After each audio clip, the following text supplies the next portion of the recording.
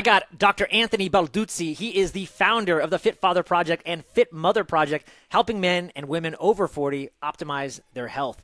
Dr. Anthony, welcome to the show, brother. What's up, Joel? Happy to be here. Great to have you. Love the Italian last name. I know many podcast hosts probably don't even say it right. They probably say something like Balduzzi, but we know how to pronounce it correctly as some Italians here in the house. Dude, I love everything that you're up to and just your mission and goal. But like we were talking about, man, there's a lot of, weight loss coaches out there. Who cares? Like, what makes you unique? What's your superpower? What are you doing differently out there that maybe some of these other programs aren't? Well, I'd say this is maybe an interesting way to start, but I think it's possibly the scale at which we've been able to help and succeed with helping people. There's many coaches who run really great, one-on-one programs, have really wonderful advice.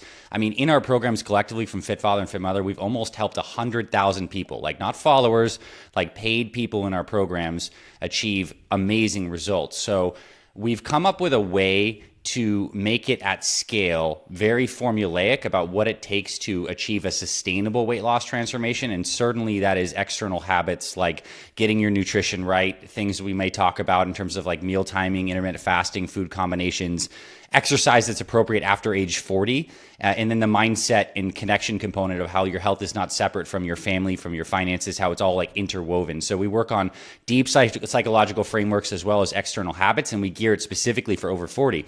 And I guess I'll toot my own horn. I started in this online business stuff around 10 years ago, and I found I had a kind of a digital mentor who's like, hey, I'm seeing that there's very few things for the over 40, over 50 crowd. So about 10 years ago, I started writing these original articles like weight loss for men over 40, muscle building for men over 50. And that got a lot of traction. And the website's got millions and millions of people from those original articles. And now we have a YouTube channel that is, is close to 1 million subscribers between the two of them. So I guess I've been in the space for a while. I have a unique experience and perspective. And maybe we'll get into my personal story about why I'm so passionate about helping dads as well. But I definitely blend the psychology from my background with fitness background as a bodybuilder and kind of making it practical for the over 40 crowd who aging metabolisms, joints that don't feel like they did in their 20s and 30s, and want to find a way to make it all feel connected and not just another thing to do on top of a busy life. So it's almost like the X factors. I think many of us online know the things to tell people to do, but it's like behavioral psychology. Where does the rubber hit the road,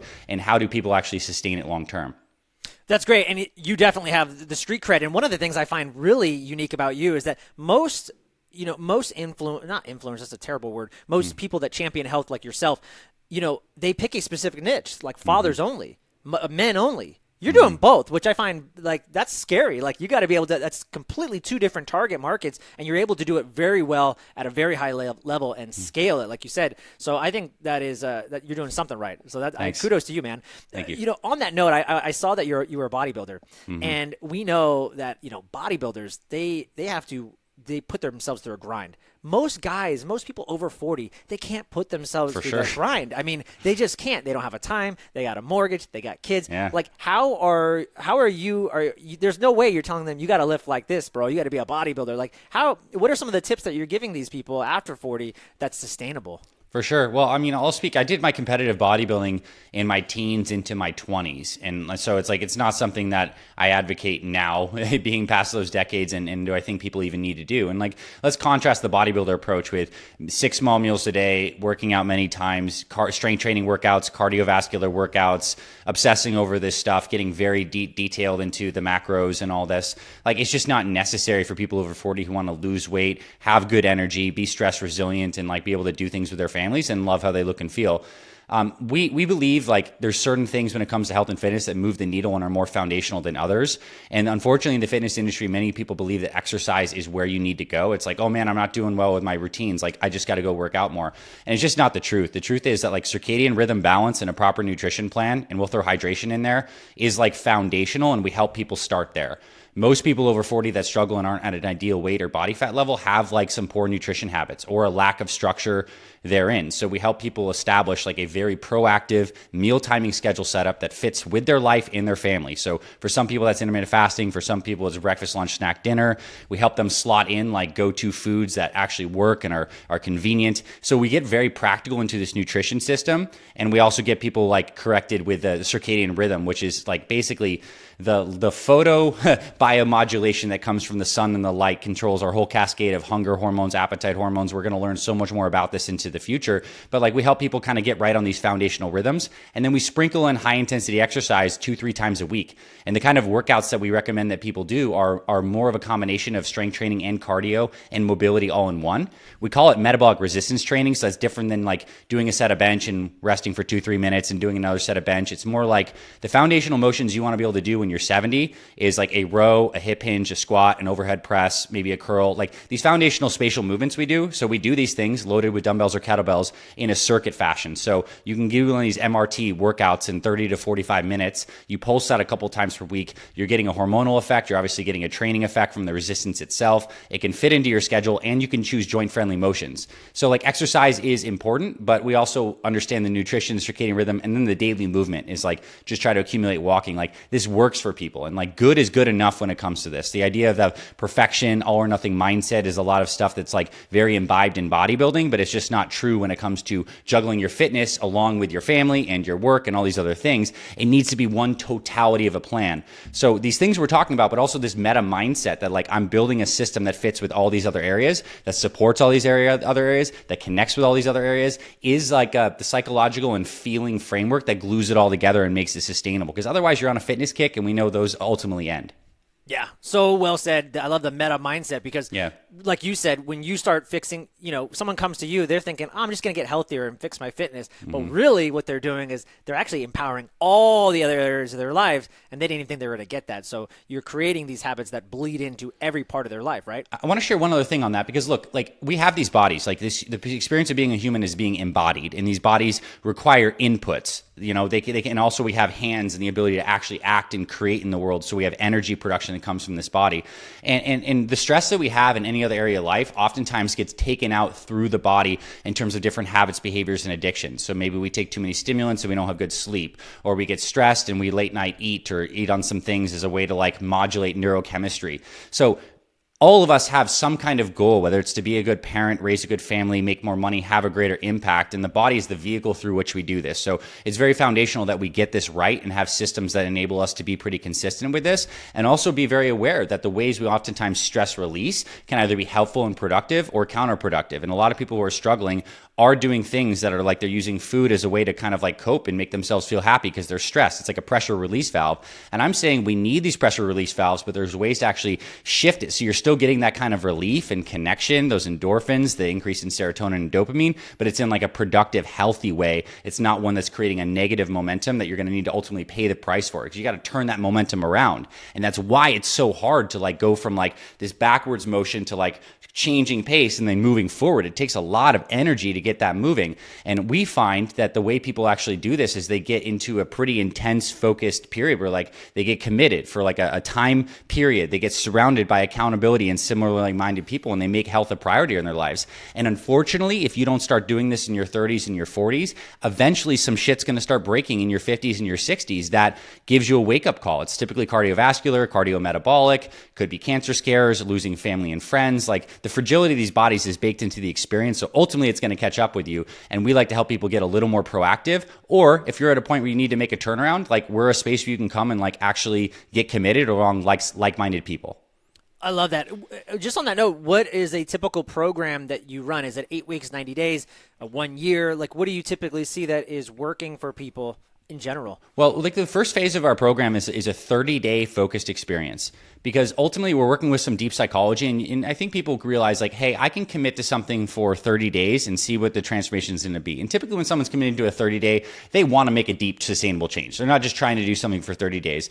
But a 30-day focus gives the mind a very tangible goal, especially a mind for people over 40 and 50 who have had lots of failed attempts in the past, where it's something to say, oh, I'm going to go another 1 year transformation or another XYZ. So we have a very structured 30-day plan that moves into a longer 6-month, 9-month, 1 year program. It's like the on-ramp, but we believe in like using this very focused period. We have people like write a 30-day mission statement, evaluate very deeply what their current habits are, how they want to shift, what happens if they don't, and get some psychological leverage, and then work on installing better nutrition, some of these MRT workouts, and some consistency over a 30-day period. And what happens, what's cool about weight loss and getting healthy, in 30 days you can make a lot of progress. I mean, you can lose 10 10 to 20 pounds, you can feel so much more energetic. You can get your digestive system working so much better. And you can just feel like now you're on this productive, moving forward energy that you can sustain and roll into subsequent months and programs. So we start people with this 30-day focused experience. We call it Fit Father 30X or Fit Mother 30X. As I've said, we've run close to 100,000 people through that.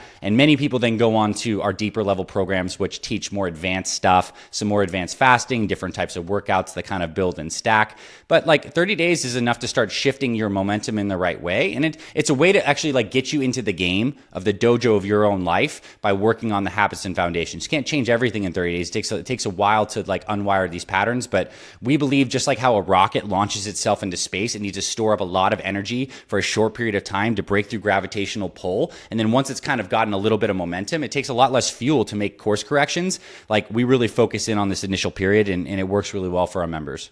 Oh, I love that. And the greatest coaches and actually the highest performers I've ever seen or talked to, it always started with small wins over and over again, and then that led to the big wins. So I love that you do that small package, 30 days, let's go, and then let's start to build those habits, build those 10,000 hours, that mastery, right? So that's really neat. When people come to the 30-day program, and maybe let's just say, or I don't know, maybe it's never even happened to you, but let's just say they're not able to lose weight. Yeah. What do you see that is usually getting in their way? Well, man, I mean, like the cool thing about like weight loss, and it's not strictly like thermodynamics, calories in, calories out, but that there is an aspect to that. So if someone is actually like they're legitimately eating healthy and they're following like better portion control guidelines, they're walking every day, they're sleeping, and they're still not losing weight, it's very possible that there's some underlying digestive dysbiosis. There is some like frank hormonal disruption with thyroid, adrenals, testosterone levels. But I've literally never seen someone go through 30 days and lose no weight. Like we've seen people lose, I only lost 3 pounds in 30 days. I expected that I'd lose 10. And you know, there's a lot of variables in there. I think like oftentimes the one way to look at it is when people's bodies aren't releasing weight, but they feel like they're doing the same things, is typically their nervous system is still in a more sympathetic fight or flight, and they almost always have some kind of circadian rhythm imbalance. And there's a very high chance when those things start happening that they are self-medicating with some kinds of foods and sugars that aren't exactly optimal. You know, the nutrition component often follows as a way to kind of cope and balance the nervous system and try to do that. So it's oftentimes a sleep and restoration thing that can work. And other things like to break through plateaus, using tactics like intermittent fasting, playing around with changing different types of foods that work better for someone's body. So maybe someone is eating a food that there is some kind of low-grade food allergy, or it's not agreeing with someone so well. It could be a chance to pair some things out and try to shift some more food around. But by and large, if someone has over 20 to 30 pounds to lose in a 30-day period, focusing, you know, you're going to lose 5 pounds, if not 10. And we've had people lose up to 30. Now, that's obviously not all like body fat loss. It's a mix of like bloat, water retention, but you feel a heck of a lot better when a lot of that stuff's out. I know I feel my best when I'm having good digestive poops, I'm flowing through, I'm not holding a lot of water, which means I'm eating the right kinds of foods and my circadian rhythm's balanced. So, you know, we all know what kind of optimum can feel like, and it's a moving target. And part of the health game is you don't win fitness. You just have to show up continuously and continue to invest, which means you need to know why this is important and then have faith and persistence. And I think that's where following a program can give you some of the faith and persistence. Being around like-minded people and seeing this can give you faith and persistence, as well as just continuously reconnecting to why this is not just about how your body looks. It's about deeper stuff. This is about your energy, your quality of life, your family, your future, your sense of wholeness and integrity, maybe even your spiritual walk. So really reconnecting with those deep why reasons constantly is essential to this journey. Dude, you nailed so many good aspects of that. I love the way you broke that down. Something key that you said, and I don't know if a lot of people caught it, and I just want to come back to that because I've seen as a holistic health coach working with clients, I've seen some clients, like you said, like they have 20 pounds to lose, and I've seen them in 6 weeks lose 25 pounds. Yeah. Like they had that weight and they lost it. Yeah. I've had similar clients, similar builds, and their loss was only 10 pounds. Yeah. And so you brought up two things, gut health and hormones. Yeah. Do you see that? And again, how often, I mean, it's not the overarching theme. There's usually a lot of other things. Typically, it's not the lowest hanging fruit. But if someone's really just plateaued and stuck and they're doing everything you're saying, Dr. Anthony, how often does that come into play where you're like, man, we need to really look at your gut dysbiosis? For sure. And then maybe even hormones, because especially in our 40s, we've got women going to perimenopause, menopause, and then men, they're low testosterone, that's For going to sure. affect it. So yeah, talk about those higher level nitty gritty concepts and just kind of how you look at it and how you can rebalance people. For sure. And I think like the gut health is so cool because like, yes, there are fancy diagnostic stool sample tests and different things we can do for gut health, but like you can literally check in with your digestive system like every day and see how it's flowing. Like a good healthy bowel movement is typically like well formed. It's not too hard. It's not too soft. You're not experiencing bloating constantly. You're having regularity with that. And your digestive system just generally feels well. Like it feels like you can have a lightness feeling through you. You know, the foods you're eating are agreeing with you. You're not feeling fatigue after having certain kinds of meals. And the problem is in today's day and age, as you intimately know, and I'm sure it's been discussed in this podcast, there are so many common foods and drinks and stuff that's just wreaking havoc on gut health. And I'll pick on first, like all the pesticides like glyphosate. We're learning, you know, the main pesticide Roundup sprayed on wheat wrecks your gut health. Atrazine sprayed on non-organic corn and grains. So most of the pesticides sprayed on non-organic grains, devastating. And of course, people are also having a lot of artificial sweeteners, not typically drinking enough water, not typically eating enough prebiotic fiber from fruits and veggies or supplements and stuff like this, and eating foods that frankly cause inflammation. So also paying attention to mucus formation. So certain foods that you eat may cause your body to form some mucus due to some low-grade allergies. I know for me, things like wheat and too much dairy and certain kinds of dairy absolutely trigger that. I feel better when I have less of that. And that's kind of like part of the self-discovery process that you go through when you're on a health journey. It's not as simple as just saying these are the good foods, these are the bad foods. It's a little more individual and nuanced based on what your genetics are, how your gut bacteria responds to these things, and often it changes like over time. So if you're not having like regular great bowel movements, or you know something's up with your gut, if you have digestion issues like some pain and not enough gas, there's something to be improved there.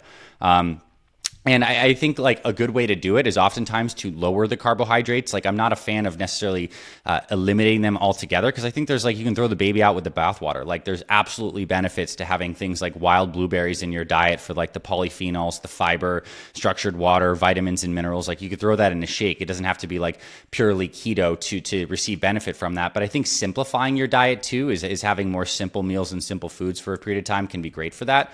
But the GI tract plays with your neurotransmitter production. It also plays with your hormone production. So it certainly needs to be looked at. And it's obviously a deep topic that could be a long conversation, but we'll take it as far as you want to go for now. No, that was perfect. I was just kind of curious, you know, if you see something and then an example would be, man, this client has regular bloating, even with healthy foods, quote unquote. Yeah. As soon as we ran an organic acids test and found out that this person had candida yeast overgrowth and we cleared the candida, oh my God, lo and behold, those 20 pounds that we thought initially would come off, came off. So I was just curious if you had seen anything like that. And so people, so maybe even just use that as an example. Because I think a lot of people get stuck when they don't lose it. And they're like, I'm doing everything Dr. Balduzzi is telling me to do, and I'm a failure. And it's like, no, let's just keep testing. Let's just see what's going on with your bioindividuality. Man, like maybe it's your gut, maybe it's your hormones. We ran this gut test. You had that. You got some data back. Now you implemented the plan. You got the candida removed. You lost weight. Has that happened at all in your practice? Absolutely true, for sure. Whether it's an OAT test or other things like that, like it's just like it's how it is. And the cool thing is like a lot of it's whether it's different overgrowth of different kinds of bacteria in the small intestine or it's candida. A lot of these things thrive off of sugar. And I think one of our main things to do in the beginning of any weight loss plan is to like sensitize the person's body to insulin. And so this often means to improve insulin sensitivity, you're exercising, you're sleeping well, you're following a lower carbohydrate diet. And in that process, you're shifting the gut microbiome like dynamically through all of that. And ideally getting good prebiotic fiber that's coming through like natural sources to help feed some of the good guys. And the body has a massive intelligence to shift this thing. Like you weren't born with the candida overgrowth. It developed over time due to the environment that was created in your gut that allowed that to happen. So, I mean, there's many ways to think of it. I think it's like the candida is a perfect example of what emerges when there's an unhealthy environment in the GI tract. And there's certainly things you can take to kill that kind of overgrowth stuff. I also have seen without people even having like an organic acids test, they just find that over time, eating the right kinds of things, doing some more fasting, being on this kind of plan, working on improving insulin sensitivity, like their gut bacteria are going to automatically shift. So it's cool. Like this stuff can happen whether or not you've done the test, but the GI symptoms, if you're having some issue there, absolutely need to continue to work on that. And I would say like is a good period for a period of time to simplify the meals that you're having, like make them more simple, like take out fewer combinations. Like it's really in vogue right now for people to do these like basically carnivore diets where people are basically eating like ribeye steaks and like and eggs. And the reason that these are effective for many people is it's improving insulin sensitivity. It's removing all offending carbohydrates and vegetables that could be a factor and a variable for some people. And it's like having very simple meals that the body is like, you're creating an environment right now to digest fat and protein, and if you eat a high quality source, you're also getting fat soluble vitamins. I'm not like a carnivore keto guy, but I think there's a lot of wisdom in simplifying things when you have a gut issue to allow healing to occur in a more simple environment into the GI tract. Yeah, I'm in alignment with you. I don't think I love the idea of keto and carnivore and maybe even temporarily going in and out of them. I just don't see it being effective long term personally. For me, and it sounds like you're saying the same thing. I am, for sure. I mean, it's good to have, if you're going to have animal products, like make them of the highest quality that you can do. Like what you ate matters. Like the compositions are important of like wild caught. You're looking at different environmental toxins like mercury. You want, pasture raised and stuff like that. But like, look, there's so many beautiful plant-based foods that have so many amazing compounds. Like, like avocado, it has so many good things that can improve insulin sensitivity, glucose control, fats, and like that would not be excluded from a pure carnivore diet, but it would be a crazy thing to not include in some kind of like weight loss plan because it's just so beneficial. Yeah. And then touch briefly on hormones, because all the rage right now is TRT. Yeah. And I know you know this. I have a lot of friends. I just turned 41. Guys are always coming, Joel, what do you think about TRT? I think I should go on. I feel low fatigue. I just got my testosterone ran. I'm at a 300. And, initially, I think I don't know long-term. I think there's some great things. I'm not on it personally. Maybe one day I will if it lines up and I think everything lines up. But I feel like so many of us are just reaching right away to that quick fix of testosterone or estrogen therapy. And listen, for some people it works great and it's a lifesaver for them. I just feel like there's a lot of things they could do prior. Nonetheless, you had mentioned adrenals and hormones being off. Mm-hmm. So again, let's say now you fix the gut. They're doing everything else, and now you come to the hormone bracket, and you're like, something's going on with your adrenals. You don't need to go out getting TRT. Maybe we can do these things. Are there any just minor things that you start implementing with some of these clients that moves the needle a lot, and they don't have to go on TRT, or maybe they do? I don't know. Yeah, let's talk about it. I mean, all right, I'm gonna get into some real talk right here. I mean, and I'll talk on the men's side first. We are experiencing, like, as a society, like a global epidemic of like lower T levels and lower hormone levels that is not consistent with the biological progression of what the human anatomy like could be. Like guys having low T levels in their 20s and 30s and 40s is not how it like is designed or has to be. It is multifactorial. It has to do with circadian rhythm disruption. It has to do with certain foods and environmental chemicals. It has to do with stress because cortisol and T levels have a completely inverse relationship. It has to do with not being aligned with different light cycles in the circadian rhythm. It has to do with, just like it's like everything. It's modern life. It's environmental toxicants. It's plastics and estrogens. And honestly, like, I mean, I don't know if someone's gone out and you've gotten deep on the EMF thing, but these microwaves that we call 5G phones that we have in our pockets, absolutely, definitively, and I'm happy to send you all the research if you'd like, nuke your testicles and impact testosterone levels and fertility in men and women as well. We're surrounded by a bunch of electromagnetic pollution that is unprecedented that we've never had before. And I'm not just necessarily sounding alarm bells on that, but it's multifactorial why people are getting absolutely wrecked. And this is also going hand in hand with our shifts with our modern society of like the Instagram, TikTok generation of dopamine depletion and not being in these regular rhythms. It's like, it's everywhere. So many guys are turning to be like, man, I don't even know if I don't understand those factors. I don't know how to unwind that. I just know I have low blood levels. And I know when I take this exogenous testosterone, I just generally feel better. Like that's an approach, right? The problems with that are, it's a big commitment. It's not like a short-term thing. Like you're committing to getting external testosterone in your system for like perhaps the foreseeable future for long term. And I mean, that's like taking a shot constantly or getting a pellet or using a cream, which would not be as ideal, but you're doing it like a long-term hormone modulation thing. When I think there's primary steps that I personally, and as I advise my clients to take, like, let's get you strength training. Let's clean up your diet. Let's get a lot of the precursors to testosterone and the right kinds of minerals in your environment. Is your circadian rhythm right? And then like see where you can go on there. A combination of certain kinds of herbs like ashwagandha, in some minerals like zinc, magnesium, shilajit. Maybe you take some stinging nettle root extract to free up more of that free T. Like there's many things that you can do that can move the needle and maybe get your testosterone to bump 200 to 300 points. But testosterone is like part of the picture. You can certainly get immediate results if you take TRT, but I advise most guys to wait and try to hold off if possible. And so the men's side is just generally we're having guys doing more and more. It's easy, it's accessible. More people are going earlier.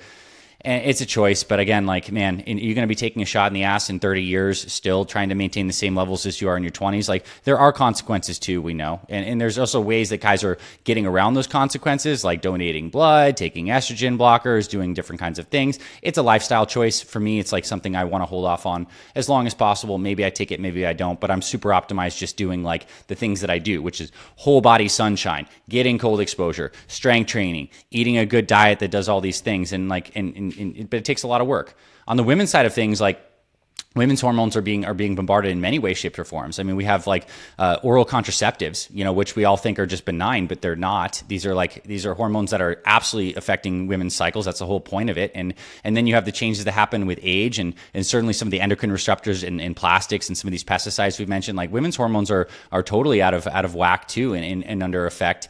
And I think the cool thing is for women, there's a lot of things that can help ease that transition that happens around 40, 50, around the menopause to make it feel better. And the foundational things are not necessarily supplements. It comes down to this really good lifestyle stuff, like using some fasting, using proper foods, doing strength training, getting the light, circadian rhythm and light, which changes all these clock genes and it's working on a very high order in the body. So, man, there's always a quick fix, right? And I'm not saying that it's not the right decision for any one person, but I think it's always best to like treat more root cause systemic stuff and then assess and then go into next level. Like, do I need to do a next therapeutic order of take something externally? Dude, nailed it. I love everything you're throwing down. You were rocking the mic today. You know what? We jumped out, and I'm really excited to just geek out with you and go real technical and strategical because, again, I've had a lot of different coaches and practitioners come on, and some of the topics are weight loss, and so I really wanted to just get your opinion right away. But one of the things we kind of skipped is how you got here, and I am just kind of curious about that because, you have such a wealth of knowledge, and I think a guy of your caliber, a doctor, didn't come out with the dream of like, I'm going to help people lose weight. But here you are. This is like what you're passionate about. This is what you're doing, and you're changing lives. How did this come about? Sure. I mean, it's cool that we get to kind of tie a little personal story back to this. I had I grew up like many kids. Like I just loved to be outside, play tag, ride my bike. I was born in upstate New York and I grew up a little bit in Canada. What made my childhood unique is throughout my childhood from about age 3 to age 9 is I watched my dad basically lose his health. He was busting his butt, working to provide food on the table and all that, very stressed. And he got a cancer diagnosis when I was around 3. And I saw him undergo 2 brain surgeries, chemotherapy, radiation. And he ended up dying when I was 9, just right before my 10th birthday. And he was 42 years old. Mm-hmm. So obviously a very pivotal thing that happened early in my life. I mean, a lot of pain, a lot of destabilization, a lot of deep questions, but it also on the positive side kind of ignited this deep burning passion for me to like figure out what does it take to be healthy? How do I actually step up and become stronger myself? So in my young mind that cancer wouldn't get me and I can help and be better for my mom and my little brother. And also I think there was just aspects of it. And now we're kind of getting deep into my own processing of my psyche that like not having a dad from a young age, I wanted to like build myself up to be like a strong man in my own right. So I started training and exercising. So it kind of got into fitness from a very young age. So I like stopped eating birthday cake when I was like 10, and people may find that weird, but it was just kind of like this weird path that it kind of put into me. And I started eating healthier foods, doing push-ups and training. And I found that I was doing that. I got stronger. I became a better athlete. I started to gain more respect and all these different things. And that I ran with that passion. And that's when I got into my teens. I started competing as a competitive bodybuilder and into my 20s. And for that was a period of time where it was both fueled, bodybuilding's fascinating because it's both fueled by like a desire for growth and excellence, but also in my case from a deep level of insecurity too, always wanting to like look and feel better, never feeling like I was quite enough. And now to get like psychological, I'm sure part of that had to do with like the trauma of not having a dad and how I was compensating for that. But I brought myself so deep into bodybuilding. I was very successful as a junior bodybuilder. When I was like 22, I won a national championship in Las Vegas and it was like awesome. I did about 10 bodybuilding shows and I learned so much about what it it takes to be extreme. And I think in going to these extremes in our lives, we often learn like how to like bring that wisdom back into like the mean and the beginning and what's sustainable. And like, it was good that I went that far to be able to come back and see what's practical. And then, you know, I went to naturopathic medical school, which is the kind of medicine that I practice, which is a very like holistic, you know, it's a way of practicing I think is aligned with the laws of nature. It's preventative, it's holistic. And I think it's kind of this colliding right now between allopathic medicine, functional medicine, naturopathic medicine. We're all taking all these cool tools and bringing them together. And I have this kind of more natural approach because I know that these foundational lifestyle things are what drive health. When I was in my last year of medical school, you know, at this point in my life, I'd built my body up. I was very egoic and very driven. You know, I went skiing with a friend and I'm a good skier and we were doing some irresponsible stuff and I was skiing very fast and I got into a near fatal skiing accident. I hit a tree going about 30 miles per hour and just shattered my body, broke my leg, broke my arm, was in a wheelchair, had to learn how to walk again and underwent 6 surgeries to reconstruct my right femur, including like a leg lengthening where they sawed my femur in half and lengthened it over 6 weeks. So that was a pivotal life experience that like really broke my body down and almost like shattered this ego that I'd created. And all along this journey, I've been building like Fit Father Project and helping coach men because I was seeing a lot of people like my dad who were struggling to get it all there. So it's been like a personal journey and the Fit Father side of things. And I've been doing the online business and also my personal healing and teaching for about, 10 years now. And I just have such a deep passion and compassion for every parent out there who knows intrinsically we all want to have good energy, great health, be a good example for our kids, express ourselves to the fullest. It's just baked into our being and our nature. But modern society is pretty damn sick. And it's very easy if you're just in the default. Like, why are 50% of people, if not more, like overweight with health conditions on prescriptions? Because that's the default current that's pushing all of us right now. And if you don't know how to swim, you're going to get rocked. And getting rocked does not look good. And whether you're at the age where you see your parents die or get sick, like we're seeing it right now. And I think people want better. And the cool thing is better is possible, but it requires this whole reconfiguring of your mindset, your lifestyle, your habits. And like now I'm just a champion for moms and dads specifically, because I also know that health is beyond just how we look and feel in our own bodies. It's connecting to these deeper values. And for many of us, it's family. Family is a big part of like why we might want to do these things and connecting to our deeper essence. So yeah, it's been a mix of personal tragedy, a lot of drive, healing of my own body and my own mindset, and helping many people and serving along the way. So that's it. Now I'm a dad as well now. So I have a beautiful daughter. She's coming up about 2 years old soon. So I'm in the throes of it as well. And now I get to like do many of the things that I wish my dad would have known now that I have these kind of skills and tool sets. Dr. Anthony, on that note of having kids, because I have 2 boys, and I think it is such a tragedy. The more I've been thinking about this, because I work with a lot of men now doing men's work, and it is such a tragedy that they don't take care of themselves. Yeah. They think it's just all about them. Oh, I'm just not taking care of myself. No, mother effer. Yeah. You are doing a disservice to your kids. And now that you have a child, do you kind of see that the same way? It's like, dude, this ain't about you. It's about your kids and your wife, and she deserves more. They deserve more. And it would be an absolute tragedy if you died at 42 years old. For sure. You didn't take care of yourself, man. 100%. I can't accept that. It's about you and it's about that. It's about the whole thing. Like your desire to want to look good and still feel confident, like you still got it. It's like, it's part of it, but like that's a part of the psychology. But the deeper is like you have these people that you're providing for and they're modeling their behaviors instinctively, and what you're feeding them and how you're showing up is laying the foundation of what they think is like normal and good. And oftentimes you go outside, maybe you go to like a park or somewhere out there and you see like overweight parents often have overweight kids. Like it's passed down. It's like a generational communication of a lifestyle and the consequences that come from that. And it's hard to unwind these health effects, and it'd be far better if we could actually have healthier families that have healthier kids and kind of create a healthier generation, which then is actually what affects change, because the only thing that affects change on a large scale is going to be consumer shifts in behavior. As long as we're still buying candy, companies produce candy. As long as we're still doing soda, but as we learn more and family culture shifts, buying preferences shift, industry starts to shift, people start standing up, be like, actually, no, we don't want those BS products anymore or sprayed stuff, or more into this healthy, natural stuff. That's what's ultimately going to shift society and make it a little more healthy. It's like every cell, if a family's a cell in this conglomeration of our collective human family, like healthier cells are going to put out better signals, and it can all make it healthier. Yeah, so that's why I think it's Fit Father Project, not like Fit Man Project or Fit Mother Project or Fit Woman Project. It's about connecting to these deeper values, seeing why it's important.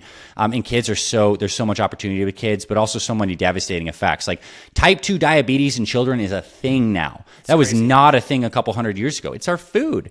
It's our food. It's electromagnetic pollution. It's an unnatural lifestyle, and we have the opportunity to fix it And parents that have kids that take care of this stuff, and you get your kid eating right, sleeping well, doing these kind of natural things, and their body starts to thrive, they're going to express higher IQ, better emotional regulation. They're going to become more successful in their lives, which is going to be less burden for you because you don't have a kid that's like freaking off the rails because they're so dysregulated autonomically of their nervous system and their habits. So, man, this is important work. And this is like intertwined with the fabric of all the things we care about. It's not separate. And that's why I'm so passionate about helping people realize this connection and then making it one game, the game of your life, and having a body that feels good in the process and the system that actually makes that sustainable.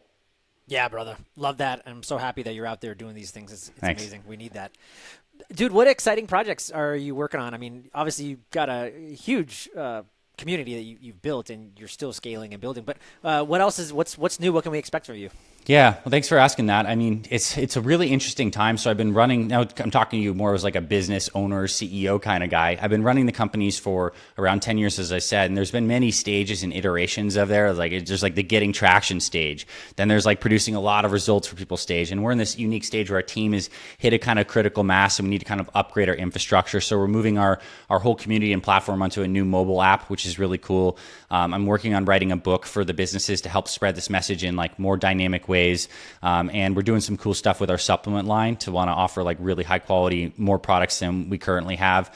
And we're doing a lot more live events and gathering. You know, I'm looking ahead into the future, and like, you know, we're in this age right now where everyone's talking about AI and all these things. And you know, 5-10 years from now, maybe even way sooner than that, like information is going to become so commoditized. Like you and I know a lot about health, but there's going to be some freaking Ask Jeeves AI chatbot that can spit out any fact that you and I probably couldn't recall and be able to aggregate some of the best information. So like information is going to become everywhere, but that doesn't translate to behavior. That doesn't translate to connection. That doesn't translate to some of these deeper aspects that give life. And so I'm leaning into more of community and connection as like our way to continue to go deeper into this age of AI. So gathering people together in community and groups and helping people find connection and human to human interaction. Because like what we found straight up, like if someone buys an ebook or a program and they have it versus if they have it and they're connected to another human that's providing some kind of frame of accountability and connection and support, like the results are maybe 100x. Like it's not just about information. It's about like the connection. And that's, I'm sure, why people get such good results when they actually work with you.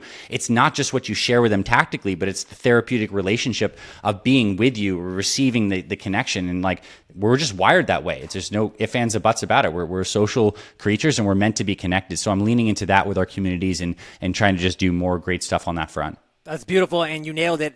I don't care what AI or whatever comes. And I tell people to right now, today, I go, you don't need me. Go watch a YouTube video. You just said, go watch an MRT YouTube video. You don't need me. The information's out there. But at the end of the day, I know that's why I pay coaches and hire coaches, because I need the accountability. I need that connection, and we are all going to be needing that connection. I don't care what AI does. For sure, because digital world is going to be a thing, and it's going to expand. It's going to be deep, and it's probably unimaginable what it will become based on just the sliver that we're at right now. But man, like just being with you, why do we love podcasts? Why are we doing this? Because like you and I are meeting and genuinely get to have a deep conversation, a connected conversation. There's something about that feels like magical and really, really good. And people listening like are feeling like they're receiving something that's authentic and of quality. Like that's the spice of life. And like, let's do more of that. And in the healing journey, because trust me, this stuff is a healing journey to get your body right, your habits right, your mindset right. Doing it with other people and being able to be vulnerable and being able to support another and receive support is as fundamental as any of the tactics and the habits. Yeah. So good. Couldn't agree more. I want to jump into some like final round questions for you, and then we'll let everybody know where to find you. But before I do, just anything I didn't ask you that you wish I had? No, I mean, no, it's good. Let's get into the final round questions. I'll probably have something to say at the end, but let's get to the final rounds. Okay, cool. I'm just curious, man, what are just some choices or maybe even a choice that you made in your life that you think made you who you are today?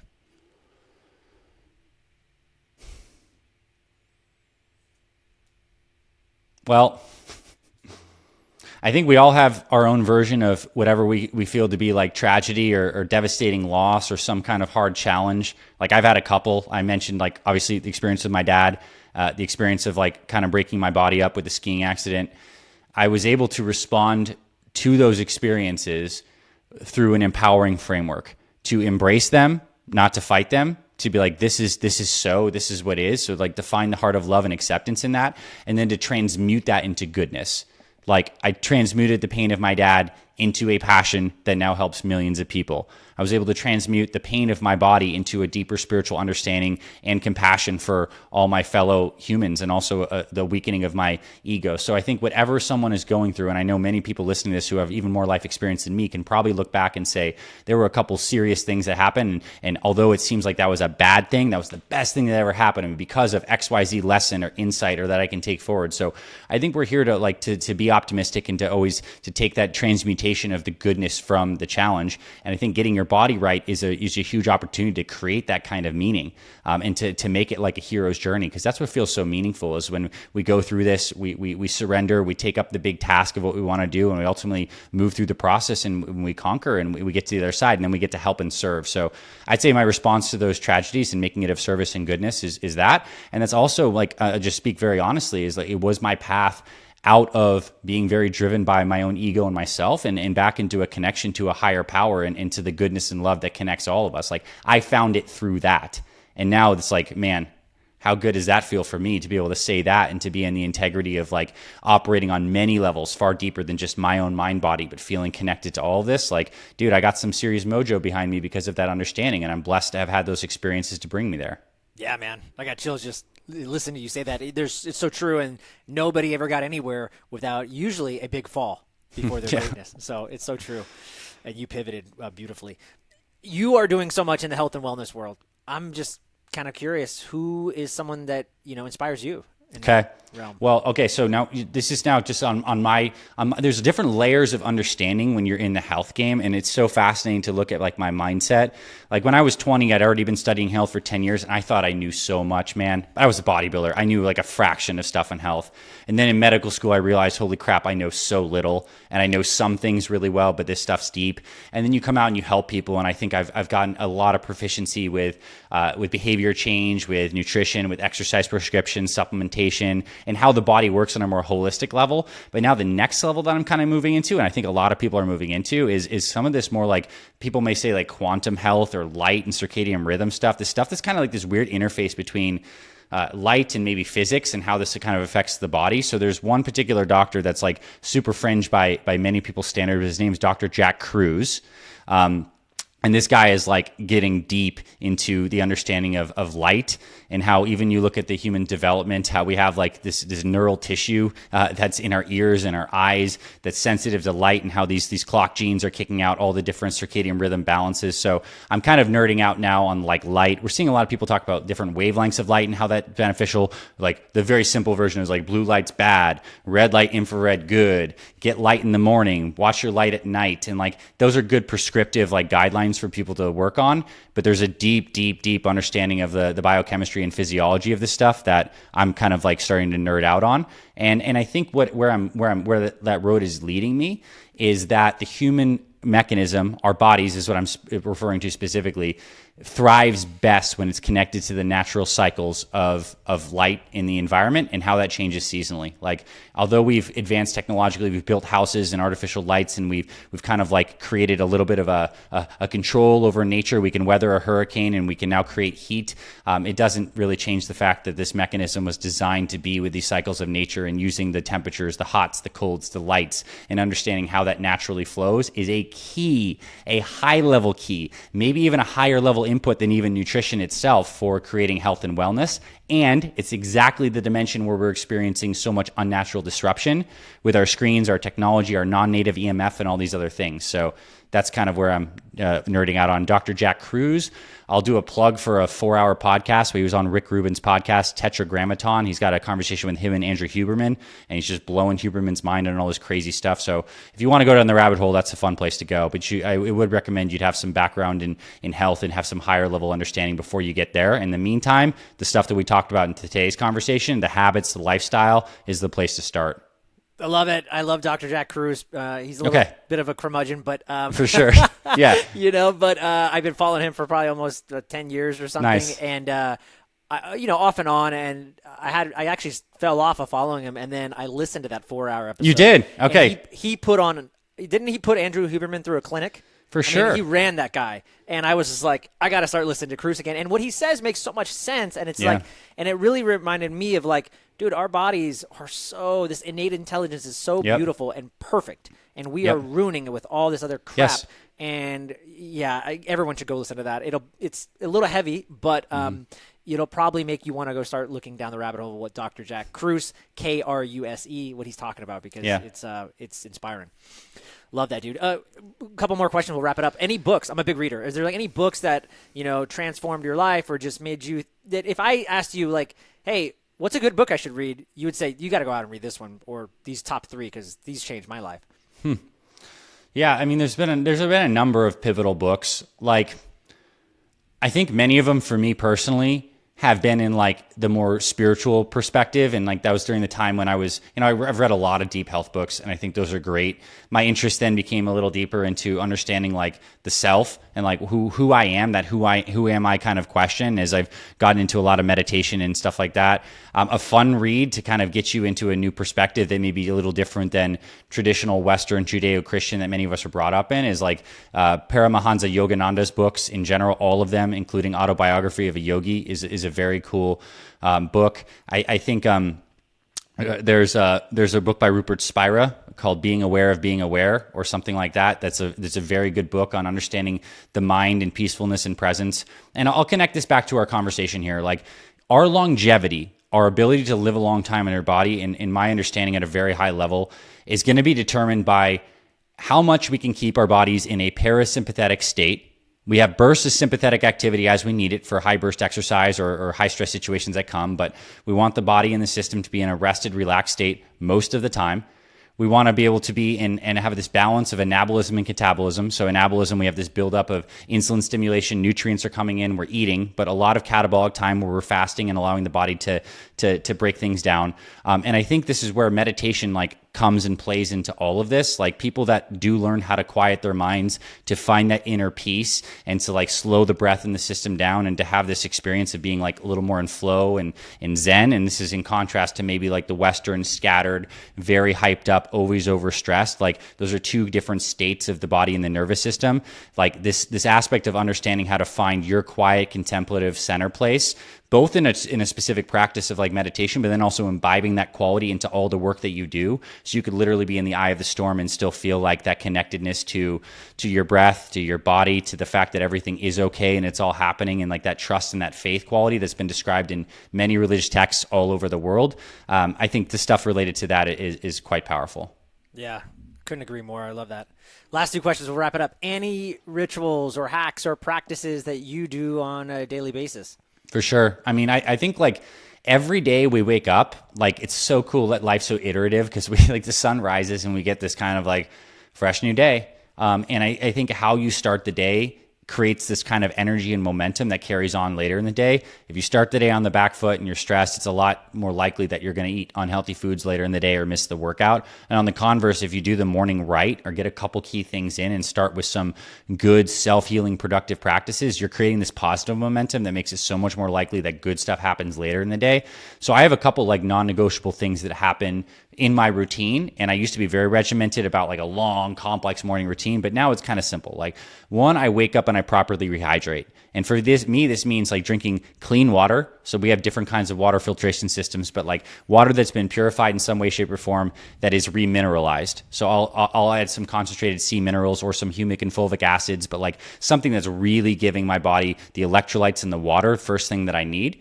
I will always do some kind of meditation or prayer practice, like after having the water before I put any food into my body. It could be, I have a chair, 2 chairs in my main rooms that I do, and it's dedicated spot that I do, and I sit with a straight spine, connect with my breath. Sometimes it feels like more like praying, sometimes it feels like more like meditating, but it's a connected centering time to just like to get to the center of my being and to allow myself to like get into that good state that then I carry on into that. So there's some kind of practice before any food goes in the system. And I also have a cold plunge at my house. And I think that's a really powerful way to modulate the nervous system. So I'll get in for 3 minutes outside. And while I do the cold plunge, I'm also getting sunshine into my eyes and on my skin, whole body. And as a guy, like full disclosure, I get my testicles sunned every single morning because it's like also a really powerful place to get the full spectrum light that raises testosterone naturally. But I'm getting whole body sunshine in the morning, including like obviously the infrared, the visible light. And later in the day, I get UV light on my skin. So I'm thinking about light, cold, water, and some kind of meditation practice in the morning. And then like I'm set, I can take on the day. And in aggregate, that whole process takes me about an hour. And some days, not everything happens, but most days it does. And it helps so much. My nervous system is far more regulated. I feel peaceful and present. I feel energized. And it's a hook. No matter what happened yesterday, I have this kind of routine to kind of come back to as a nice home base. Yeah, I couldn't agree more. The days that I miss out on my morning routine, which is very rare, but sometimes I don't complete everything. Yeah. I'm just moody because my kids are awake, and then they interrupted me, and I'm like, I didn't take care of Joel. And so when I take care of Joel and I do that hour like you do, man, I'm a good human being. So I couldn't agree more. Dude, last but not least, where can people find you, connect with you, learn more about what you guys are doing at the Fit Father Project and Fit Mother Project and just everything that you're up to? Yeah, so fitfatherproject.com, exactly as it sounds, and fitmotherproject.com are our main websites where you can see our programs, all of our great free resources like free meal plans and workouts. We have those available. You can sign up for our email list and we send you those, as well as like case studies of all of our members and the transformation stories. If you're into YouTube and YouTube videos, like our channels are amazing. I think in aggregate, we have about 1 million subscribers between the two channels and like 500 plus videos. So there's a lot of good resources there. I recommend you check out Fit Father Project or Fit Mother Project on YouTube. And the websites are a great way to contact. And if you actually listen to this episode, and you want to get in contact with us, we have like a contact form on the site, and that'll come to me and my team, and you can say what's up. You heard me on Joel and you just want to say hi, or you can comment onto YouTube too. I'll see that as well. And any social you use, we're on there as well. Fit Father Project, Fit Mother Project. Awesome. Dr. Anthony Balduzzi, thank you so much for being on the show, brother. I appreciate you. And, man, just everything you're up to. I know you're doing good work, so thank you so much. Thanks, Joel.